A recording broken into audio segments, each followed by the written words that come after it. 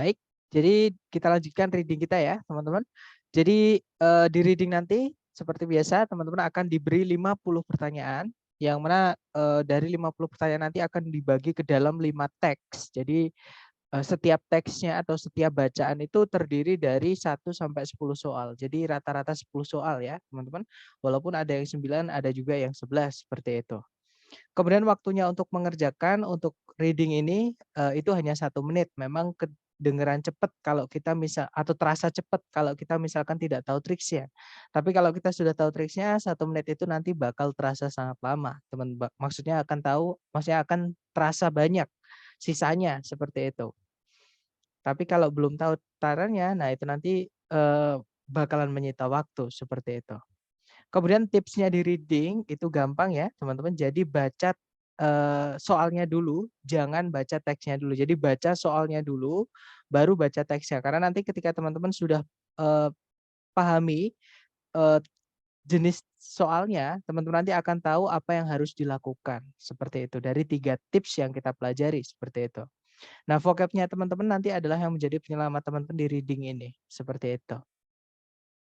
Nah, dari membaca soal nanti, teman-teman akan tahu atau akan mengenali ya, jenis soal ini cara mengerjakannya itu ada salah satu di antara 3 ini. Jadi yang pertama, untuk pertanyaan yang menanyakan secara garis besar atau keseluruhan teks, teman-teman cukup baca topik sentence-nya saja ya, atau kalimat pertama di setiap paragraf. Nah, untuk jenis soal ini, untuk yang kedua, teman-teman harus beberapa soal itu harus melakukan scan dan skim dulu untuk mencari letak informasi yang ditanyakan di soal di dalam teks seperti itu. Kemudian yang ketiga itu make an inference atau membuat kesimpulan berdasarkan informasi yang ada di dalam teks seperti itu, teman-teman. Nah, kalau untuk jenis yang soal yang menanyakan garis besar dari teks, yaitu main idea atau gagasan utama ya. Kemudian idea organization, bagaimana si penulis mengembangkan idenya. Kemudian tone itu adalah suasana hati penulis. Kemudian purpose itu adalah tujuan si penulis menulis teks tersebut. Dan course itu bidang keilmuan apa. Seperti itu. Nah, kemudian kemarin kita sudah belajar mengenai jenis soal apa aja yang cara mengerjakannya harus melakukan scan dan skim dulu atau mencari informasi di dalam teksnya ya, seperti itu. Nah, kemarin kita sudah belajar 2 jenis soal yang cara mengerjakannya scan dan skim dulu, teman-teman. Yang pertama adalah locate information atau mencari informasi yang ditanyakan di soal di dalam teks. Jadi letak informasi itu di mana. Cara mengenalinya gampang dari pilihan ganda itu nanti menyebutkan ada line berapa sampai line berapa, yang Bravo, yang Charlie juga line berapa. Pokoknya ada line itu menanyakan letak informasi tertentu di dalam teks seperti itu. Kemudian ada pronoun reference juga atau rujukan kata ganti ya, teman-teman. Untuk pertanyaan rujukan kata ganti nanti di soal itu sudah disebutkan letak kata ganti yang ditanyakan. Oke, jadi teman-teman tinggal baca dari subjek predikat sebelum kata ganti itu disebutkan, seperti itu. Nah, untuk soal ketiga kita lanjut ya, teman-teman. Soal ketiga yang cara mengerjakannya juga menggunakan scan dan skim itu adalah stated detail. Nah, pengertian stated detail itu adalah detail yang tertulis di dalam teks atau informasi khusus atau informasi tertentu yang ditulis di dalam teks. Jadi jawaban di ABCD itu ada di dalam teks, teman-teman. Seperti itu. Kemudian cara mengenali soal ini itu dari soalnya ya, nanti pasti disebutkan dinyatakan di dalam teks bahwa kalau nggak gitu teks mengindikasikan bahwa atau teks menyatakan bahwa kalau nggak gitu, menurut teks atau yang manakah di antara A, B, C, D ini benar mengenai. Nah, nanti di soal akan ada kata kunci yang ditanyakan, ya teman-teman. Nah, cara mengerjakannya teman-teman pahami dulu di soal kata kunci yang ditanyakan itu mengenai apa. Oke, jadi yang dibahas yang mau diketahui mengenai specific information itu yang mana, mengenai apa, seperti itu. Kalau di soal teman-teman sudah nemu kata kuncinya atau yang ditanyakan apa, baru lakukan scan dan skim di teks ya sampai menemukan kata yang disebutkan atau kata yang maknanya sama, seperti itu. Oke, kemudian teman-teman pahami kalimatnya, kemudian hubungkan dengan pilihan A, B, C, D, seperti itu. Nah, untuk contoh kalimatnya, untuk contoh soalnya kira-kira seperti ini ya. Jadi sama kalau reading kita baca soalnya dulu. Di situ soalnya berbunyi, teks menyatakan bahwa Jamestown itu, nah kata kunci teman-teman adalah Jamestown. Nah kalau yang ditanyakan nama itu enak teman-teman, pasti nggak ada nama lain, nggak ada kata lainnya, nggak ada sinonimnya karena nama ya. Berarti kata kuncinya Jamestown. Dan kalau kita scan dan skim, Jamestown itu muncul di line keempat.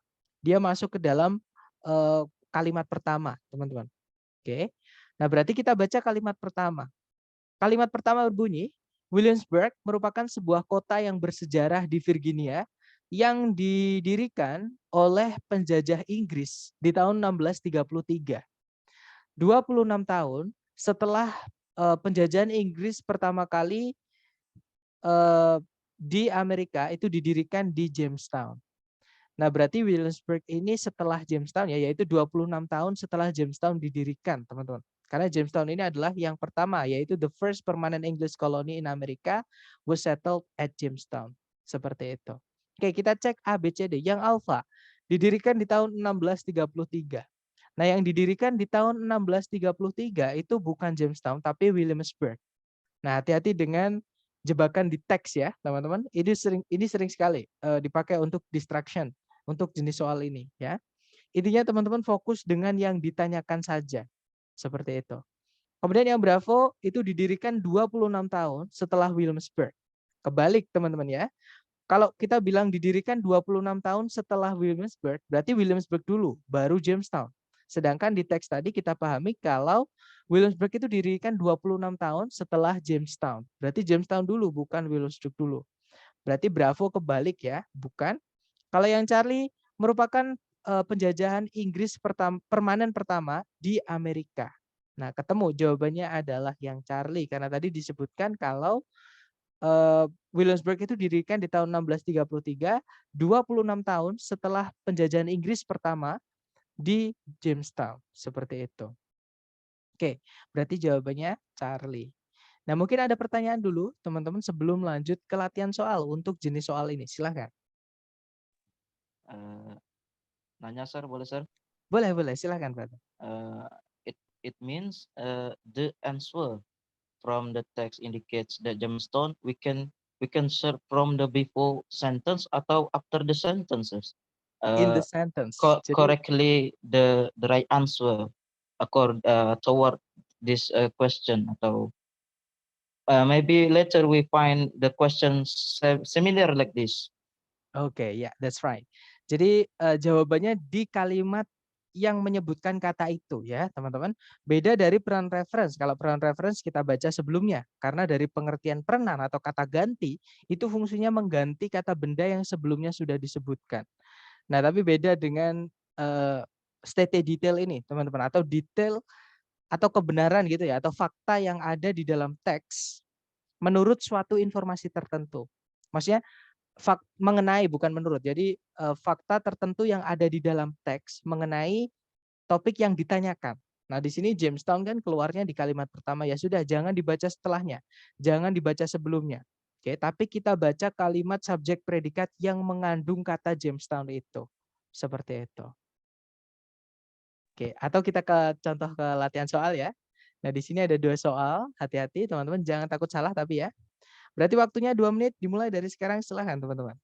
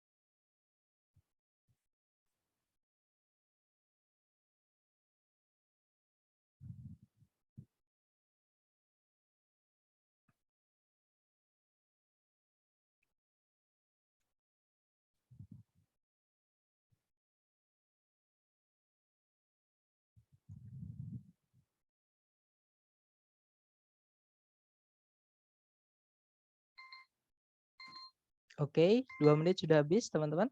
Silahkan jawabannya dikirim di chat dulu sedapatnya teman-teman ya. Nanti kita bahas. Baik, ada jawaban Charlie Bravo dan Bravo Bravo. Baik, kita cek bersama. Di situ nomor 1 pertanyaannya adalah berdasarkan teks apa yang terjadi selama zaman es atau selama sebuah zaman es atau di sebuah zaman es kayak gitu ya. Kita cek teman-teman. Nah, zaman es itu muncul di kalimat pertama. Ya sudah kita baca kalimat pertama apa yang terjadi di masa zaman es. Nah, di situ ice ages kalau diartikan zaman es, periode-periode ketika es menutupi area yang luas dari permukaan bumi. Nah, ya sudah berarti ketemu di situ ya. Berarti di zaman es yang terjadi adalah es itu menutupi area yang luas dari permukaan bumi. Kita cek ABCD. Yang alfa, struktur batuan itu dikenali oleh para ahli geologi. Nah, yang ditanyakan yang terjadi pada zaman es, teman-teman.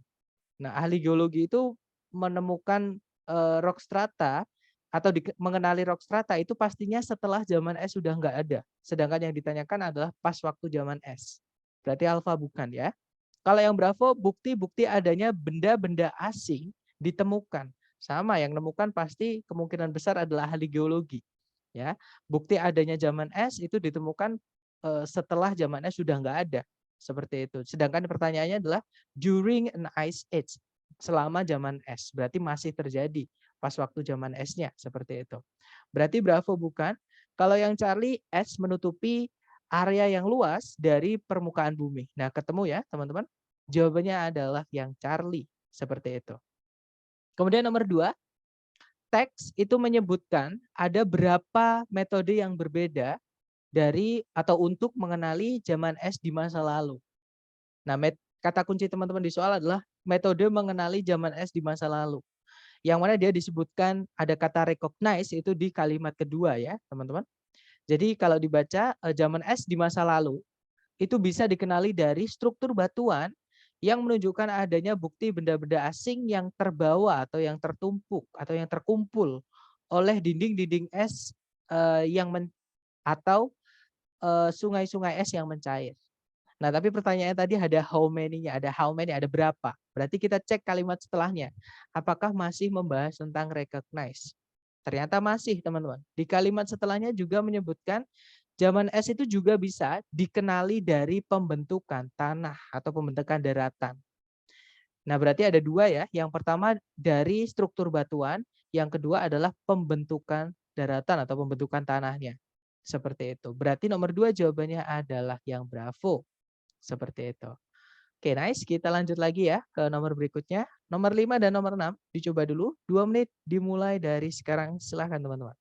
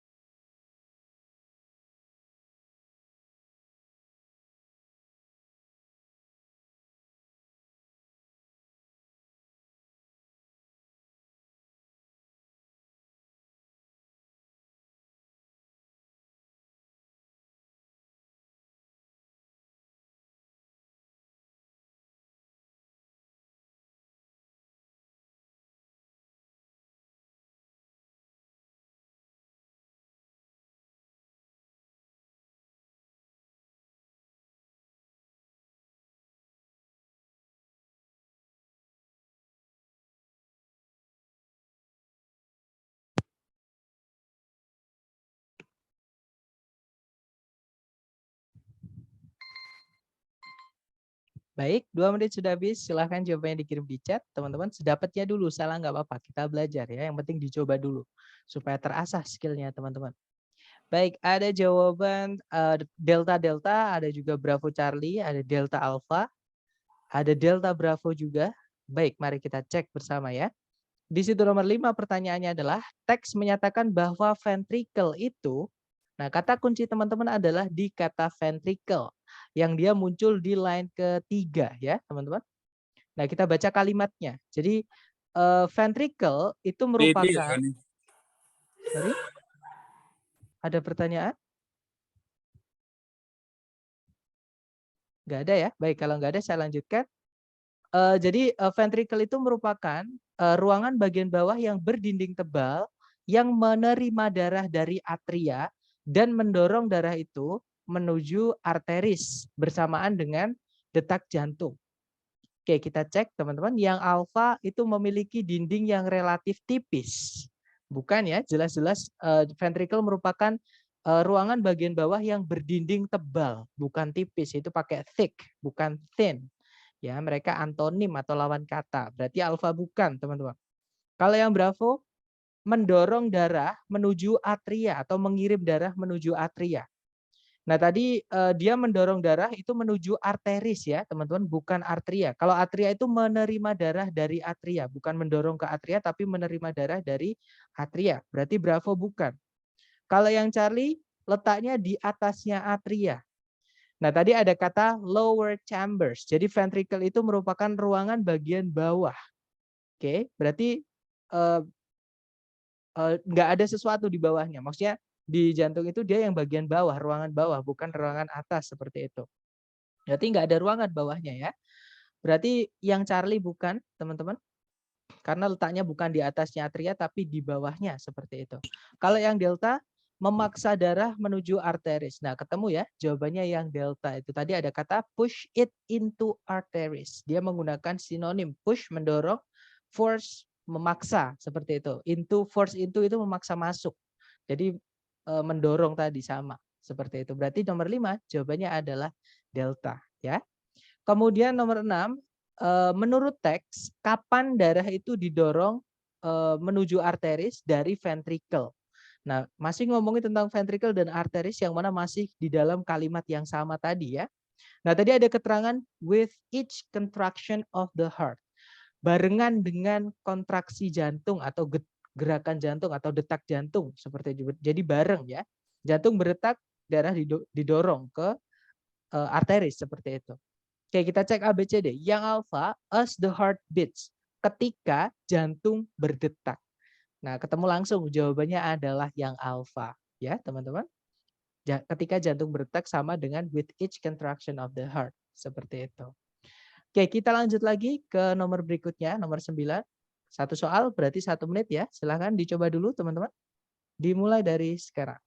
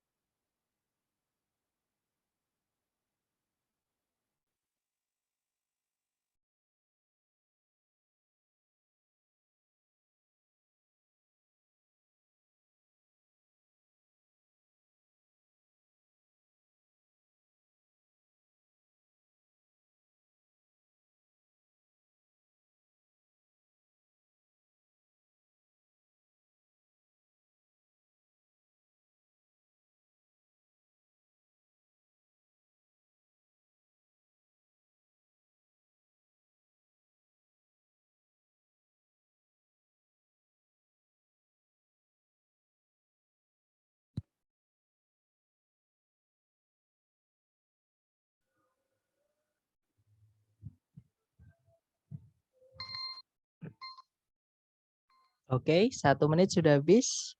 Silahkan jawabannya teman-teman dikirim di chat dulu ya, sedapatnya. Kemudian kita bahas bersama. Baik, ada jawaban bravo, bravo, dan saya lihat semuanya menjawab bravo. Baik, kita cek bersama teman-teman. Di situ nomor 9 pertanyaannya adalah, menurut teks atau berdasarkan teks, Golden Age of Railroads, nah kata kunci teman-teman itu nama ya, karena hurufnya besar semua teman-teman. Jadi, atau kalau diartikan zaman keemasan dari rel kereta api seperti itu. Tapi nggak bisa diartikan karena dia nama sebenarnya ya.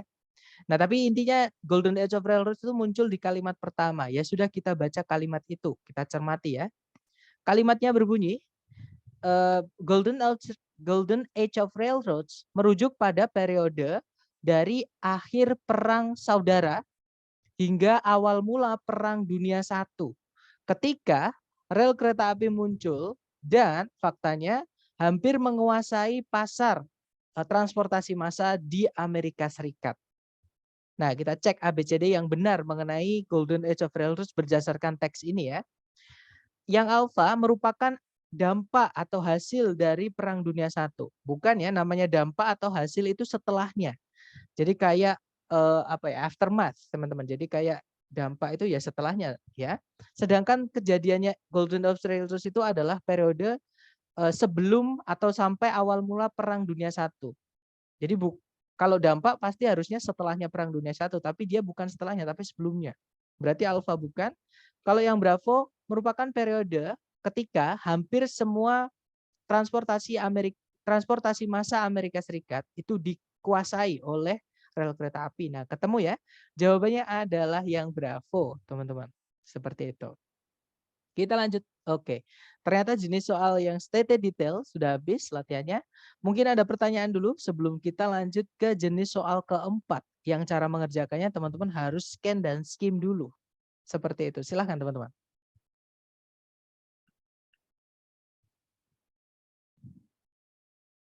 Nggak ada ya? Clear ya? Baik, kalau nggak ada kita lanjut ke jenis soal keempat. Yaitu unstated detail. Kalau stated detail tadi adalah detail yang tertulis di teks, teman-teman. Nah, unstated detail ini adalah jenis pertanyaan yang menanyakan informasi yang nggak ada di teks atau yang salah mengenai informasi tertentu atau topik tertentu seperti itu yang ada di dalam teks. Oke. Jadi nanti pertanyaannya berbunyi, yang manakah di antara A, B, C, D berikut ini yang tidak disebutkan atau yang tidak dibahas atau yang tidak didiskusikan atau yang tidak benar mengenai kata kuncinya. Seperti itu. Kemudian semua di antara A, B, C, D berikut ini benar kecuali. Nah, jadi kalau ada pertanyaan seperti ini berarti teman-teman disuruh mencari yang salah mengenai suatu kata kunci di soal. Ya, nanti cara mengerjakannya, cari kata kunci dulu di soal. Jadi baca soal dulu, cari kata kunci yang ditanyakan. Kalau sudah ketemu kata kuncinya, scan teksnya, teman-teman, sampai menemukan kata kunci yang dimaksud. Oke, kalau sudah ketemu. Nah, ini bedanya sama state tadi. Teman-teman baca informasi apapun ya mengenai informasi yang ditanyakan. Jadi mengenai kata kunci. Jadi bukan cuma satu kalimat, bisa saja satu paragraf ya. Jadi paling banyak satu paragraf, teman-teman. Tapi kalau teman-teman nanti misalnya ditanyakan mengenai A, masih di dalam satu paragraf, topiknya sudah berubah ya, sudah berhenti di situ aja. Ya, jadi fokus ke yang ditanyakan. Fokus dengan kata kunci di soal yang ada di dalam teks seperti itu. Atau contoh soalnya seperti ini. Di sini ada 2 soal ya, teman-teman. Contohnya. Yang pertama, semua di antara berikut ini benar mengenai mengenai plasma darah. Kecuali bahwa, nah kata kunci teman-teman adalah plasma darah. Oke, plasma darah itu dibahas di paragraf pertama. Oke, berarti kita baca paragraf pertama, teman-teman. Di situ disebutkan plasma darah itu merupakan sejenis cairan yang hampir tidak berwarna dan bening. Nah, masih pakai it ya, berarti masih yang dibahas sama. Jadi plasma darah itu mengandung darah yang darinya sel darah putih dan sel darah merah itu telah diambil atau telah dipindahkan, dipisahkan seperti itu. Kemudian plasma darah itu sering dipakai atau digunakan dalam transfusi karena seorang pasien itu umumnya memerlukan porsi plasma dari darah lebih besar dibandingkan komponen darah yang lain. Nah, itu tadi adalah fakta mengenai plasma darah. Kita cek ABCD. Kita cari yang tidak sesuai dengan fakta-fakta yang kita baca menurut teks tadi ya. Kita cek yang alfa, it is a deeply colored liquid. Plasma darah merupakan sejenis cairan yang warnanya sangat mencorong, sangat jelas. Nah, ketemu ya teman-teman, yang salah mengenai plasma darah adalah yang alfa. Oke. Kalau yang Bravo, sel-sel darah, maksudnya sel darah merah sama sel darah putih itu telah dikeluarkan darinya. Nah, tadi ada ya teman-teman. Jadi sel darah merah dan sel darah putih itu telah di-remove atau telah diambil, dipindahkan. Seperti itu. Kalau yang Charlie, para pasien itu sering ditransfusi menggunakan itu. Tadi juga ada di kalimat terakhir paragraf 1 ya. Kemudian yang delta, plasma darah itu secara umum itu lebih dibutuhkan atau lebih penting bagi para pasien dibandingkan bagian-bagian darah yang lain. Nah, tadi juga ada di kalimat terakhir. Ya sudah, berarti yang salah mengenai plasma darah itu adalah yang alfa, seperti itu. Kemudian nomor 2, yang manakah di antara A, B, C, D berikut ini yang tidak dinyatakan atau tidak disebutkan ya mengenai darah utuh. Nah, kalau tadi plasma darah, sekarang darah utuh, teman-teman. Darah utuh ini dibahas di paragraf kedua. Oke, kita baca. Jadi plasma itu berbeda dalam beberapa hal penting dari darah utuh. Pertama-tama, plasma itu bisa dicampurkan untuk semua donor dan tidak harus dari golongan darah yang tepat. Sedangkan darah utuh itu begitu. Maksudnya kalau darah utuh itu kalau mau didonorkan harus sesuai dengan ketentuan ya. Golongan darahnya harus misalkan kalau A sama A, kalau O kepada semua bisa, tapi hanya bisa menerima dari apa, dari O misalnya. Kemudian kalau in addition, jadi apalagi atau sebagai tambahan, plasma itu bisa dikeringkan dan disimpan, sedangkan darah utuh itu tidak bisa dikeringkan dan tidak bisa disimpan. Jadi plasma lebih unggul ya, teman-teman. Kita cek ABCD. Yang alfa, it is different from plasma. Jadi darah utuh itu berbeda dari plasma. Nah, tadi ada di kalimat pertama paragraf 2 disebutkan kalau memang plasma darah itu memiliki perbedaan dengan darah utuh. Berarti yang alfa benar ya, berarti bukan itu jawabannya. Kalau yang bravo, darah utuh itu tidak bisa dikeringkan. Nah, tadi juga ada di kalimat terakhir. Jadi darah utuh itu tidak bisa disimpan dan tidak bisa dikeringkan, seperti itu. Kalau yang Charlie, tidak mungkin untuk menyimpannya di penyimpanan untuk waktu yang lama. Nah, tadi juga ada di kalimat terakhir ya. Kalau yang Delta, darah utuh itu sejenis cairan yang tidak memiliki warna dan bening. Nah, ketemu ya, yang salah mengenai darah utuh adalah yang Delta. Karena yang cairan yang tidak memiliki warna dan bening tadi bukan darah utuh, tapi plasma darah. Sedangkan yang ditanyakan itu yang darah utuh, yang salah mengenai darah utuh. Seperti itu. Nah, dari contoh ini mungkin ada pertanyaan dulu, teman-teman, sebelum lanjut ke latihan buat teman-teman. Silahkan. Nggak ada ya? Baik, kalau nggak ada kita lanjut ke latihan soal. Jangan takut salah. Waktunya 2 menit. Dimulai dari sekarang. Silahkan, teman-teman.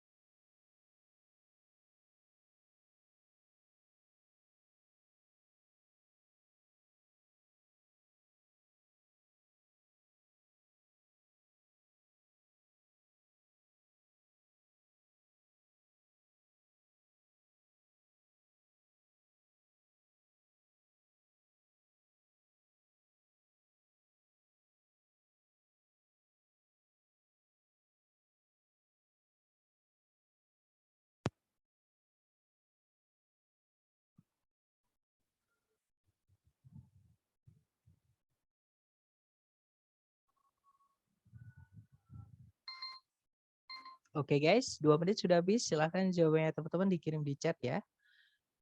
Baik, ada jawaban Bravo Delta. Bravo Delta, Bravo Delta. Oke, dan saya lihat semuanya menjawab Bravo Delta. Ada juga Delta Delta. Baik, mari kita cek bersama ya, teman-teman. Di situ nomor 3 pertanyaannya adalah, yang manakah di antara berikut ini yang tidak benar mengenai Nelly Bly? Nah, kata kunci teman-teman adalah Nelly Bly ya. Nelly Bly itu disebutkan di kalimat pertama. Oke. Di paragraf pertama ya. Kita baca paragrafnya. Di situ disebutkan Elizabeth Cochrane Seaman merupakan seorang jurnalis Amerika di awal abad ini yang menulis untuk surat kabar New York World di bawah nama pena Nelly Bly. Jadi karya-karyanya atau hasil tulisannya dia itu ditulisi penulisnya itu bukan namanya sendiri ya, teman-teman. Jadi pakai pakai apa ya? Alias seperti itu yaitu Nelly Bly. Kemudian sebuah nama yang diambil itu dari lagunya Stephen Foster judulnya juga Nelly Bly, hanya beda penulisan saja ya.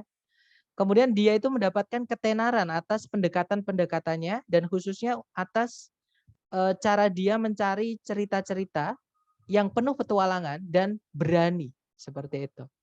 Oke, kita cek ABCD yang alfa.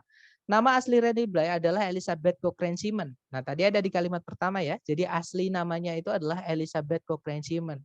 Jadi Nelly Bly itu hanya nama pena saja. Kalau yang Bravo, Nelly Bly mengidap penyakit jiwa. Nah, tidak ada ya, teman-teman. Berarti langsung ketemu. Yang tidak benar mengenai Nelly Bly itu adalah yang Bravo. Kalau yang Charlie, nama Nelly Bly datang dari sebuah lagu, yaitu lagunya Stephen Foster tadi ya, teman-teman. Berarti Charlie bukan. Kalau yang Delta, nama Nelly Bly itu digunakan di artikel-artikel yang Elizabeth Cochrane Seaman tadi tulis. Nah, ada nama pena. Nama pena itu istilahnya kayak apa ya? Misal saya menulis sesuatu, nah di situ saya tulis alias atau nama lain dari penulisnya yang asli. Nah, itu namanya adalah nama pena ya, teman-teman.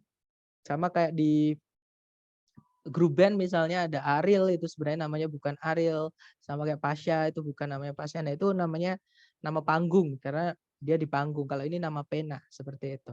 Berarti jawaban nomor 3 adalah Bravo ya. Nelly Bly itu sakit jiwa. Tidak ada keterangan di situ Nelly Bly sakit jiwa. Kemudian nomor 4, yang manakah di antara berikut ini yang tidak disebutkan sebagai sesuatu yang Nelly Bly lakukan untuk mendapatkan cerita yang bagus. Nah, untuk ceritanya bagaimana dia mendapatkannya itu dibahas di paragraf 2 ya, teman-teman.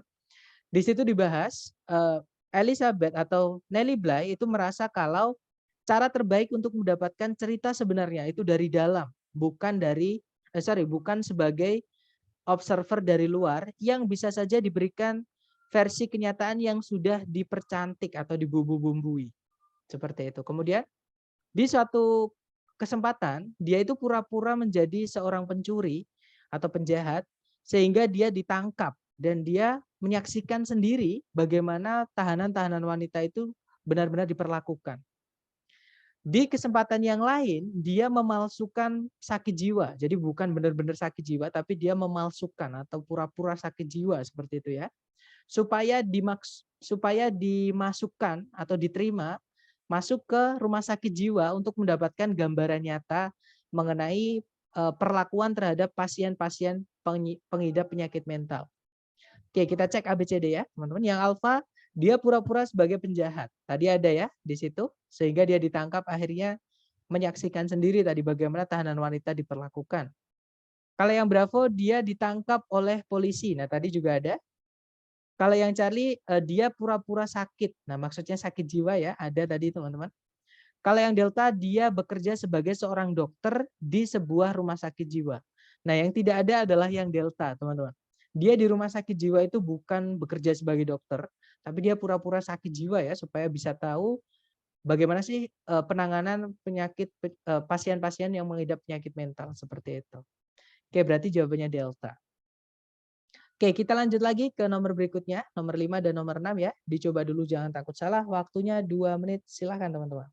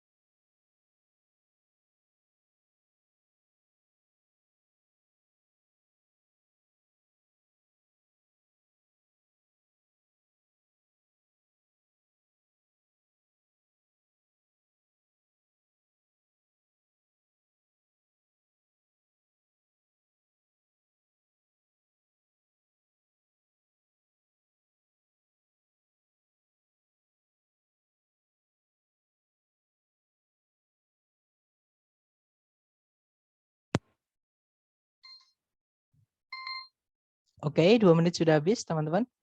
Yang sudah nemu jawaban boleh dikirim di chat sedapatnya teman-teman dulu ya. Nanti kita bahas bersama. Oke, ada jawaban Charlie Alpha, ada juga Alpha Bravo, ada juga Delta Alpha, ada Charlie Bravo. Oke, kita cek bersama aja ya, teman-teman. Di situ nomor 5 pertanyaannya adalah menurut teks Dekanawida itu tidak atau bukan. Nah, kata kuncinya teman-teman adalah Dekanawida.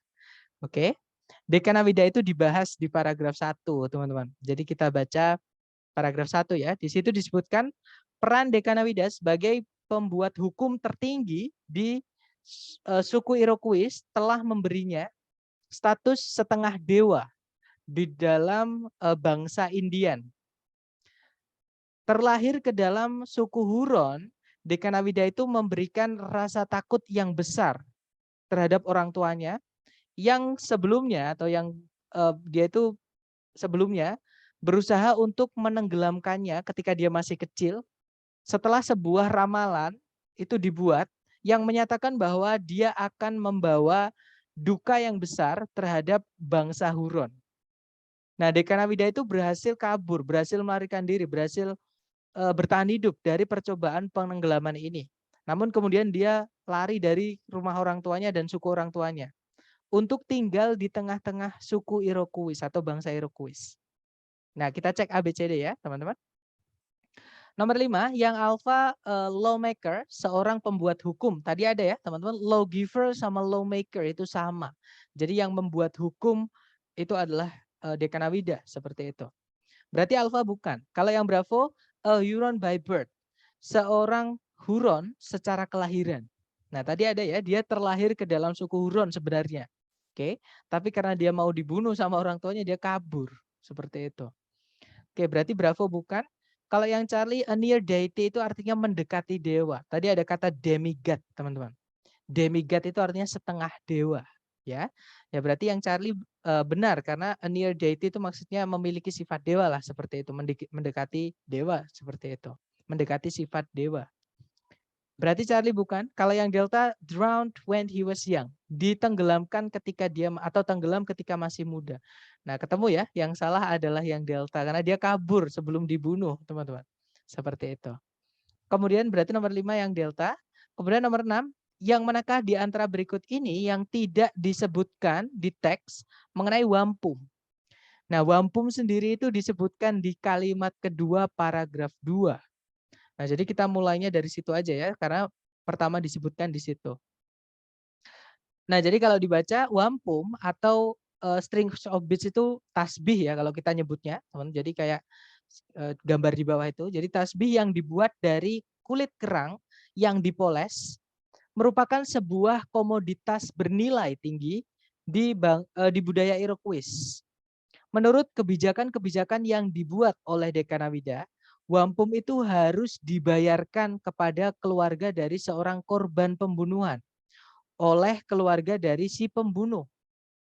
Karena si pembunuh juga harus dihukum mati, keluarga dari si pembunuh itu harus membayar kepada keluarga korban dalam bentuk wampum untuk 2 kematian, yaitu kematian dari korban pembunuhan dan kematian dari si pembunuh, seperti itu. Nah, terus kalimat berikutnya ini bukan ngomongin wampum lagi, teman-teman. Berarti ya sudah, yang ditanyakan kan cuma wampum. Kita fokus di situ tadi aja ya. Nah, kita cek ABCD yang tidak disebutkan di situ tadi mengenai wampum. Oke. Yang alpha, it was used extensively by the Huron. Wampum itu dipakai secara besar-besaran oleh suku Huron. Nah, tidak ada ketika kita membaca wampum tadi sama sekali tidak disebutkan Huron ya, teman-teman.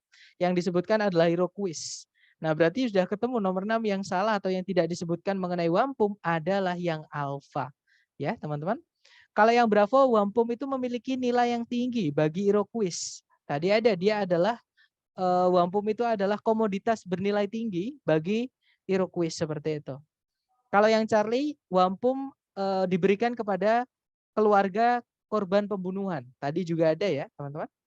Kalau yang Delta, wampum itu dibuat dari kerang yang dipoles. Nah, tadi juga ada. Jadi, strings of beads made of polished shells. Jadi, tasbih yang dibuat dari kulit kerang yang dipoles. Seperti itu. Oke, berarti yang tidak disebutkan mengenai wampum adalah yang alfa. Seperti itu. Nah, sebelum lanjut ke jenis soal terakhir ya, yang cara mengerjakannya adalah menggunakan scan dan skim juga. Mungkin ada pertanyaan dulu dari teman-teman, silahkan.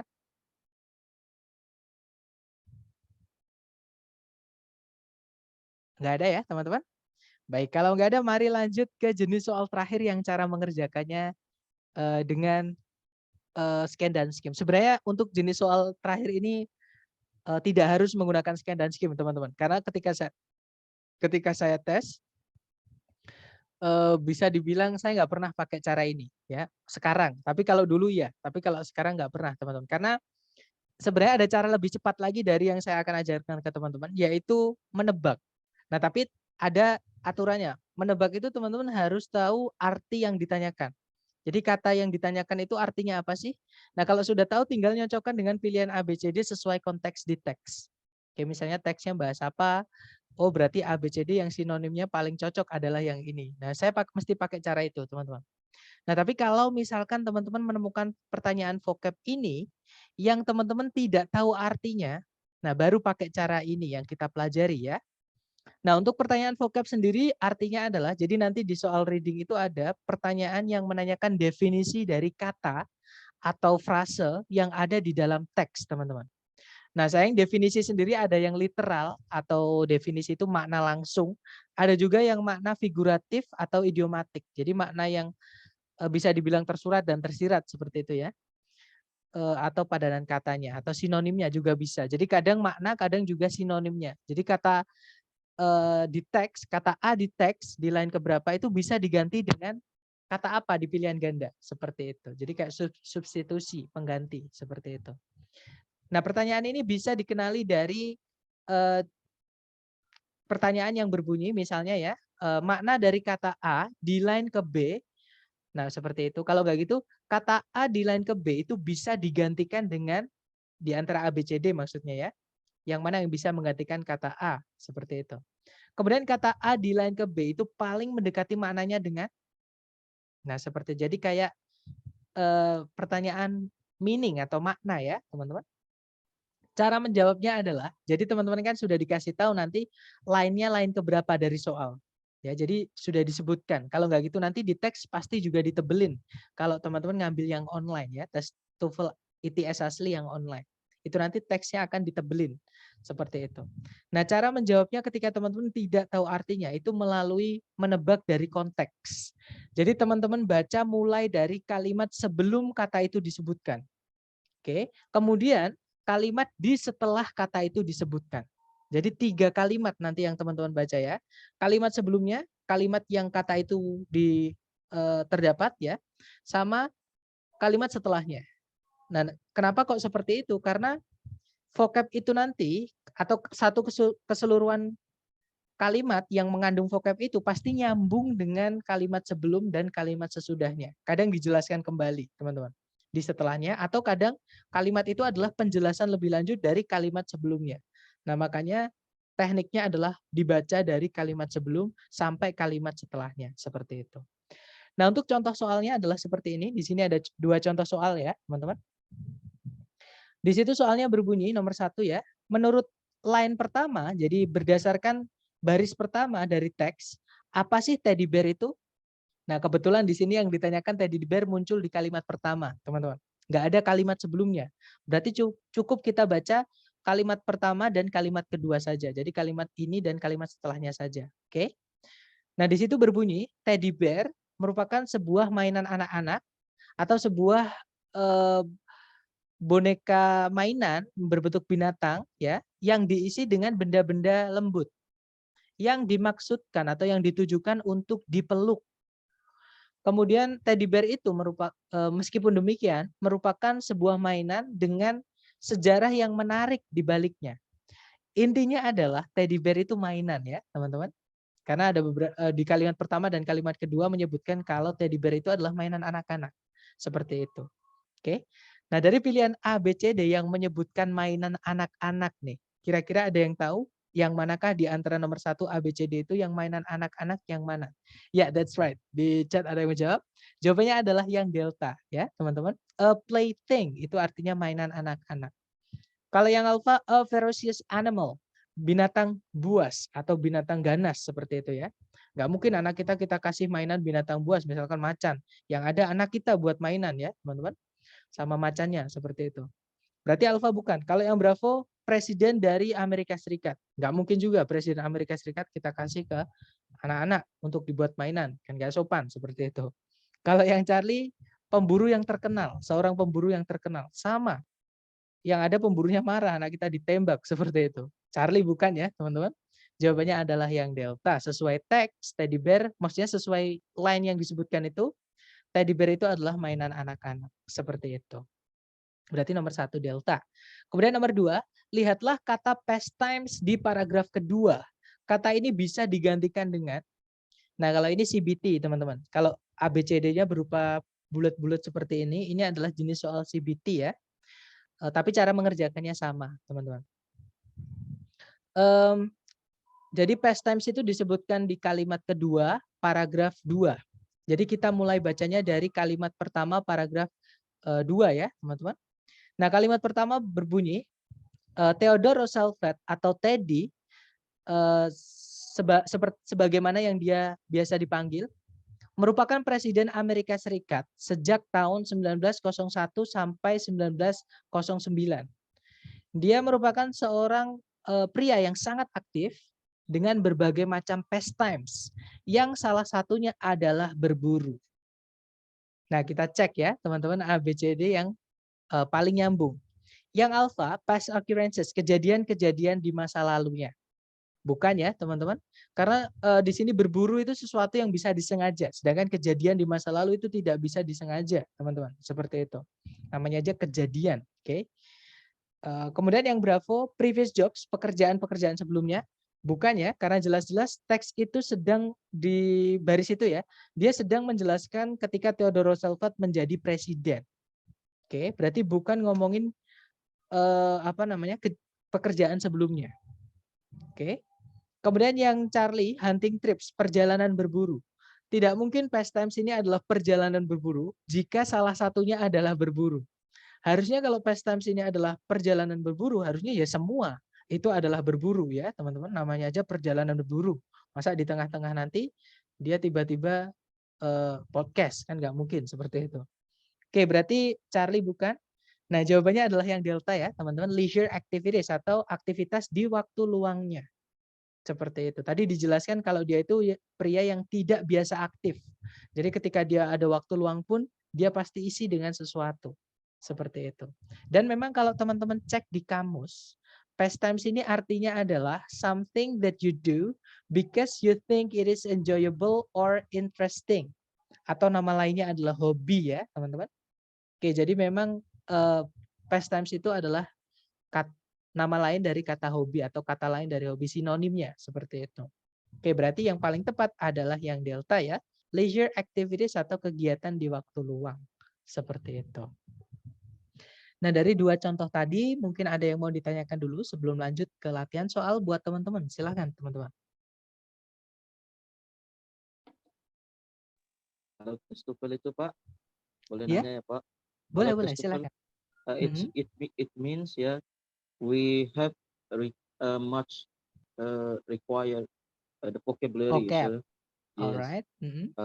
And how if we lack in vocabulary, and Alright, good. is there another alternative to answer the question with the correct and good possibility? Alright, good. So, as I told you in the beginning ya guys, jadi untuk TOEFL ini memang harus teorinya sebenarnya simple aja yang saya kasihkan ke teman-teman. Jadi cuma seperti itu aja. Nah, tapi yang perlu teman-teman tekankan adalah di perjalanannya sebelum teman-teman tes. Jadi hajar latihan terus. Makanya dari awal sebenarnya sama aja. Dari structure, listening, reading. Kalau teman-teman masih ingat di pertemuan awal saya bilang, kunci dalam mengerjakan TOEFL ini adalah vocab teman-teman. Nah, sekarang pertanyaannya adalah, what if we lack vocabulary? Bagaimana kalau kita kekurangan vocab? Nggak apa-apa, semasa atau selama proses, karena wajar teman-teman, bahasa Inggris bukan bahasa kita. Sepinter-pinternya orang Indonesia berbahasa Inggris, pasti ada vocab yang dia tidak tahu. Dan itu wajar, oke? Apalagi kita yang masih belajar. Saya juga masih belajar, teman-teman. Jadi saya sendiri juga ketika tes pun kadang juga nggak tahu itu vocab artinya apa, seperti itu. Tapi eh, bisa diakali dengan menggunakan konteks. Jadi kalimat di teks, ya, ini di reading teman-teman. Jadi kalimat itu kalimat satu dengan kalimat yang lain, misalnya kalimat satu dengan kalimat kedua, itu tidak mungkin sangat berbeda, tidak mungkin loncat. Karena di dalam penulisan yang akademik itu ada istilah namanya kohesi sama koheren, teman-teman. Jadi ide itu harus smooth, jadi harus nyambung, satu dengan yang lain harus nyambung. Makanya untuk menjawab vocab ini, teman-teman cari informasi yang terdekat, entah kalimat sebelum, entah kalimat setelahnya. Nah, tipsnya ya yang saya kasih ini. Oke, teman-teman. Nanti dari membaca kalimat sebelum, kemudian kalimat yang mengandung kata itu, kemudian kalimat setelahnya, kita akan dapat konteksnya. Minimal kita bisa menebak. Misalkan di pilihan A, B, C, D, itu kalau satu-satu saya gantikan ke kata yang ditanyakan, itu yang paling nyambung yang mana. Seperti itu. Jadi jawabannya adalah lewat konteks ya teman-teman. Kalau kita pun nggak tahu misalkan satu arti di dalam teks, satu kata di dalam teks, masih ada kata yang banyak di sebelum dan di setelahnya. Dari situlah kita bisa menemukan atau menebak lah minimal ya. Menebak arti kata yang kita tidak tahu itu. Seperti itu dari konteks. Gimana brother? Apakah dapat maksud saya nggak? Jadi Betul. teks itu harus kesatuan teman-teman. Ide itu nggak boleh loncat-loncat. Harus nyambung kalimat satu, kalimat dua, kalimat tiga, kalimat empat itu harus smooth. Jadi diantarkannya harus ada sambungannya. Satu dan dua harus nyambung, dua dan tiga harus nyambung, tiga dan empat harus nyambung seperti itu. Oke, sir. Jadi oke dapat ya. Tapi memang Acceptable. yang alright. Jadi memang yang tadi di awal saya bilang, jika teman-teman sudah dapat arti vocabnya di soal itu akan sangat membantu. Jadi yang saya bilang tadi tidak perlu pakai teknik ini, teman-teman bisa langsung menemukan jawabannya. Jadi nggak akan ada 10 detik itu langsung ketemu jawabannya. Seperti itu ya. Tapi memang tantangannya adalah latihan, latihan, latihan. Kalau ada vocab yang sulit, teman-teman tulis, kumpulkan. Seperti itu. Jadi TOEFL itu sebenarnya 1 bulan bisa, teman-teman. Tergantung usaha masing-masing. Ya, semakin keras teman-teman belajar, maksudnya tapi jangan dipaksa ya, karena belajar kalau dipaksa malah nggak masuk, malah yang ada kita drop. Jadi maksudnya ketika benar-benar ada waktu luang, apalagi kalau ditambah teman-teman suka dengan yang dipelajari itu akan sangat mendukung. Itu yang saya rasakan sendiri, teman-teman, seperti itu. Gimana? Mungkin ada pertanyaan lagi nih. Tapi itu bagus sekali ya untuk tips. Jadi saya sarankan memang sebelum teman-teman tes, hajar latihannya mumpung masih sempat, mumpung masih ada waktu, seperti itu. Nggak ada pertanyaan lagi? Silakan, teman-teman. Nggak ada ya? Baik, kalau nggak ada kita lanjut ke soal buat teman-teman, ke latihan. Di sini ada 2 soal, jangan takut salah ya, teman-teman. Dicoba dulu waktunya 2 menit, dimulai dari sekarang, silakan.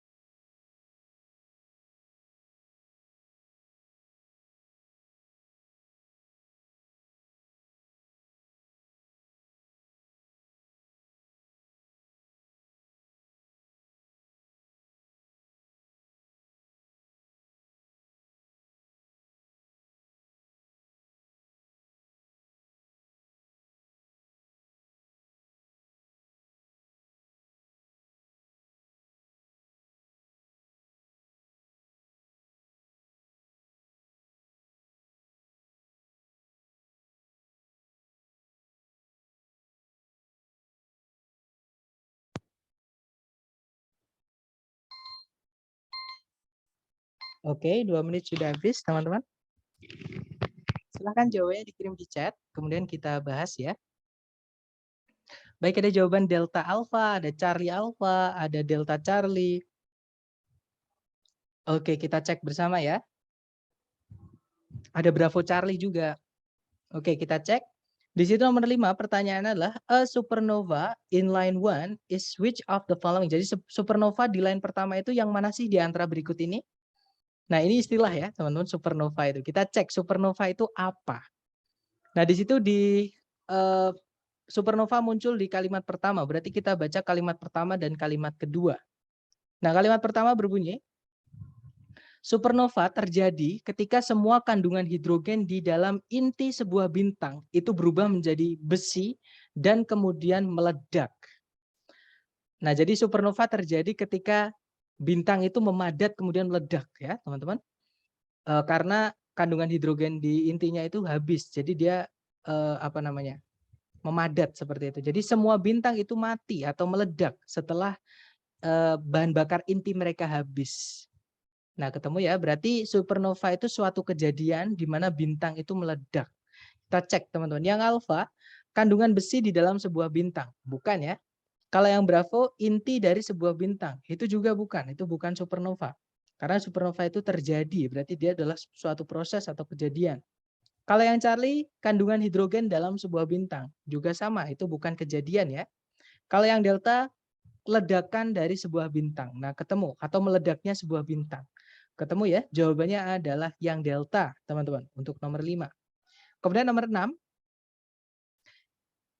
yang manakah di antara berikut, menurut teks, yang manakah di antara berikut ini yang paling mendeskripsikan Magellan Cloud di line ke-7? Nah, Magellan Cloud itu muncul di baris kedua paragraf 2 ya. Kita baca dari kalimat sebelum dan kalimat setelahnya.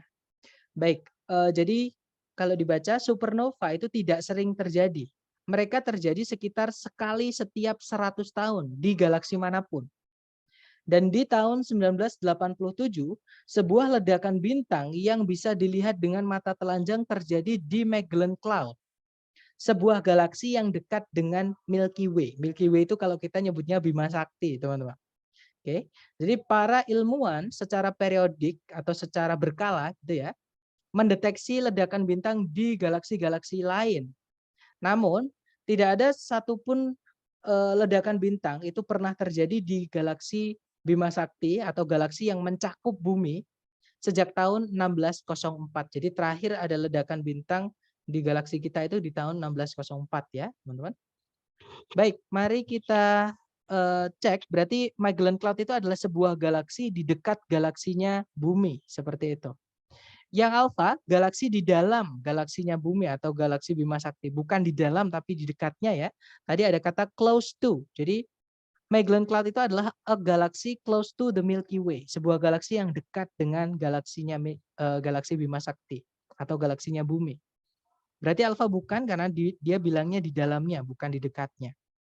Kalau yang Bravo, sebuah awan. Nah, dari sini sudah salah ya. Magellan Cloud memang namanya pakai cloud, tapi dia bukan cloud, teman-teman. Bukan awan, itu hanya nama. Dia adalah sebuah galaksi. Berarti Bravo bukan. Kalau yang cari a galaxy near Earth's galaxy. Sebuah galaksi dekat galaksinya bumi atau Bima Sakti tadi atau Milky Way bahasa Inggrisnya ya. Nah, ketemu jawabannya adalah yang Charlie, teman-teman. Oke. Kalau yang Delta sebuah awan. Nah, bukan ya, karena Magellan Cloud itu bukan awan, dia adalah galaksi. Seperti itu. Oke, berarti 5 Delta, 6 Charlie. Kita coba lagi teman-teman ke nomor berikutnya, nomor 1 dan 3 ya. Dicoba dulu waktunya 2 menit dimulai dari sekarang, silahkan.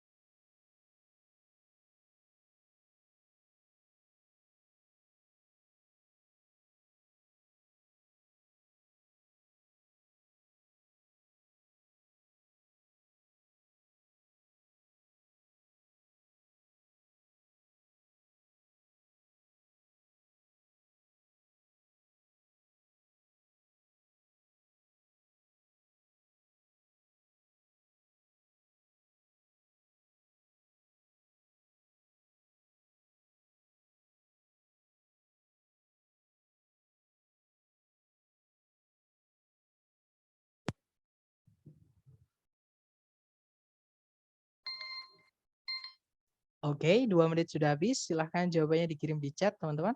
Baik, ada Delta Bravo, baik semuanya Delta Bravo ya. Kita cek bersama, teman-teman. Di situ nomor 1 pertanyaannya adalah, di line ketiga kata widow, berarti widow itu muncul di kalimat terakhir di paragraf 1 ya. Jadi kita baca kalimat sebelum dan kalimat sesudahnya, karena nggak ada kalimat sesudahnya di paragraf itu, ya sudah kalimat sebelumnya aja. Jadi disebutkan kalau jadi Black Widow ini ngomongin tentang laba-laba Black Widow ya, teman-teman.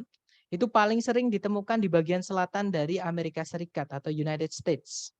Namun dia juga bisa ditemukan di seluruh negeri, maksudnya di seluruh Amerika Serikat itu ada. Kemudian Black Widow itu mendapatkan namanya karena atau dinamai seperti itu karena si betina itu diketahui akan membunuh pejantannya setelah kawin ya, dan hasilnya itu menjadi seekor widow. Nah, berarti kalau misalkan kita tarik kesimpulan, di sini dia menjadi ibu tunggal ya. Jadi nggak punya suami karena suaminya dibunuh, teman-teman, setelah kawin, seperti itu. Kayak kita cek ABCD, yang alfa sejenis racun, bukan racun ya, yaitu sebutan bagi laba-laba itu. Oke. Yang Bravo laba-laba pejantan yang mati. Bukan ya, karena namanya widow itu sebenarnya kalau dalam bahasa Indonesia kita nyebutnya janda. Jadi bahasa Inggrisnya janda itu widow, teman-teman. Oke, kalau duda itu widower. Seperti itu. Apalagi tadi dijelaskan dinamai widow karena si betina yang membunuh si jantan. Jadi jantannya mati, seperti itu. Berarti bukan yang Bravo ya. Kalau yang Charlie korban manusia dari laba-laba tersebut. Bukan ya, teman-teman, jauh. Kalau yang Delta, a female whose mate has died. Seekor betina yang pasangannya telah mati. Nah, ketemu jawabannya adalah Delta. Sebenarnya bukan mati ya, teman, tapi dibunuh sendiri sama si betina. Sama kayak belalang sembah itu juga kalau habis kawin si kepalanya si jantan itu dimakan, teman-teman. Ya itu memang insting binatang seperti itu ya. Kemudian nomor 3, kata ample di line ke-7 menyatakan bahwa laba-laba tersebut itu ample di line ke-7. Nah, di sini ya, teman-teman, di kalimat terakhir paragraf kedua. Berarti kita baca dari kalimat sebelum dan kalimat sesudahnya. Di situ kalimatnya berbunyi, jadi Black Widow itu agak berbeda penampilannya dibandingkan laba-laba lain maksudnya ya. Jadi dia itu perutnya itu berbentuk globe, bulat gitu ya. Ukuran dan bentuknya itu mirip kayak biji kacang. Dan ada tanda di bawah perutnya dengan atau ditandai di bawah perutnya dengan titik kuning atau titik merah. Kemudian si betina itu agak lebih ample dibandingkan si pejantan. Kira-kira 4 kali lebih besar secara rata-rata. Nah itu jadi kira-kira 4 kali lebih besar secara rata-rata ini menjelaskan lebih lanjut dari kalimat sebelumnya tadi yang bilang kalau betinanya itu lebih ample. Jadi kalau disebutkan di setelahnya itu larger berarti ngomongin tentang ukuran ya. Jadi more ample ini sama dengan larger, teman-teman. Ya kalau ditanyakan cuma ample-nya, kita hilangkan more-nya. Jadi larger, more-nya dihilangkan tinggal large. Berarti nomor 3 jawabannya adalah yang Bravo. Alright, good job teman-teman. Jadi ample itu sinonimnya atau istilah lainnya adalah large atau big seperti itu. Oke. Kita lanjut lagi. Next. Ternyata sudah habis, teman-teman. Nah, jadi kita sudah selesai dengan scan dan skim ya. Jadi scan dan skim ini ada 5 jenis soal totalnya, teman-teman. Jadi paling banyak di reading itu kebanyakan menanyakan tentang scan dan skim ini. Jadi yang pertama adalah soal menanyakan locate information atau mencari letak informasi di dalam teks, di mana penulis itu menyebutkan kata A misalnya. Oke. Kemudian yang kedua, itu pronoun reference, rujukan kata ganti. Nah, kita bacanya dari kalimat sebelum kata itu disebutkan sama kalimat itu disebutkan. Oke, nanti kita akan bisa temukan kata ganti itu menggantikan kata benda apa. Kemudian yang ketiga tadi ya, stated detail atau informasi khusus atau informasi tertentu yang ada di dalam teks, yang tertulis di dalam teks. Jadi pilihan A, B, C, D ini yang sesuai mengenai topik yang ditanyakan atau kata kuncinya di dalam teks itu yang mana, seperti itu. Kemudian yang keempat itu unstated detail. Jadi informasi yang salah mengenai kata kunci yang ditanyakan berdasarkan teks. Seperti itu. Dan yang terakhir yang kelima tadi adalah soal mengenai vocabulary. Seperti itu, teman-teman. Nah, dari penjelasan saya tadi dan latihan dari teman-teman tadi, mungkin ada yang mau ditanyakan dulu sebelum saya tutup, silakan.